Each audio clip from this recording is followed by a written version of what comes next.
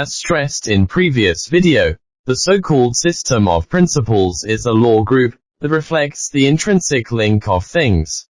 The system of principles of the calculus is an interlocking law system that explains the intrinsic link of calculus methods.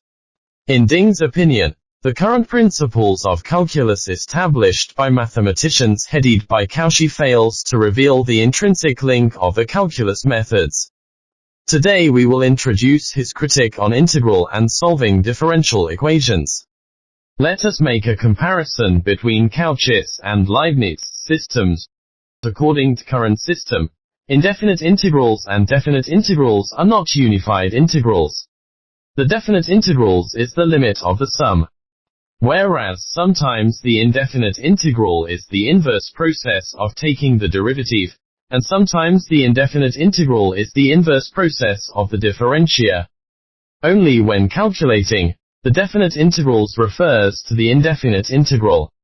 Are these operations reasonable? In Leibniz's system of principles of calculus, d represents the differential, dx represents the difference between two adjacent points, and the integral operational represents the operation of summation.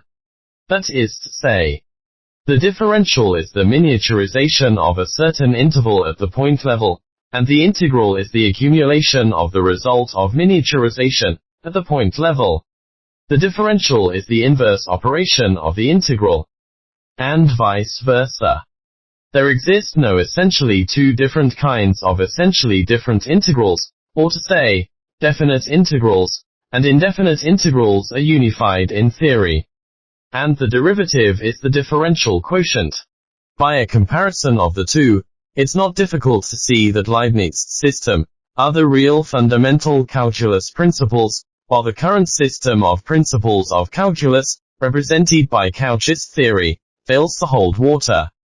Firstly, the current system of calculus principles fails to reveal the inherent link among the differential, the derivative and the integral. Moreover, it breaks up the link between indefinite integral and the definite integral, which should have been two aspects of the same thing.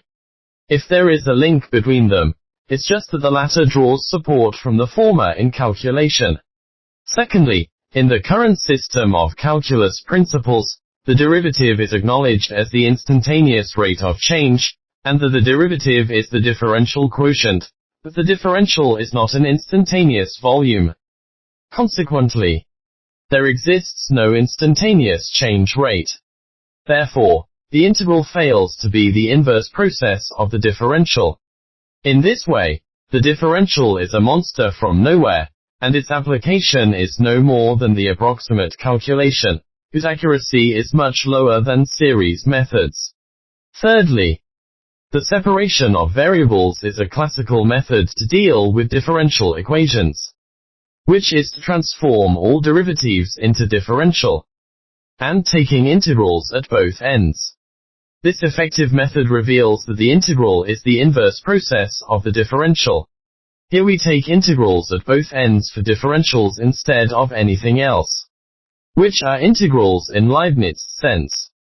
Clearly, the current system of calculus principles, which interpret integral as merely the inverse process of derivation, cannot reveal any inherent link in the differential equation completely.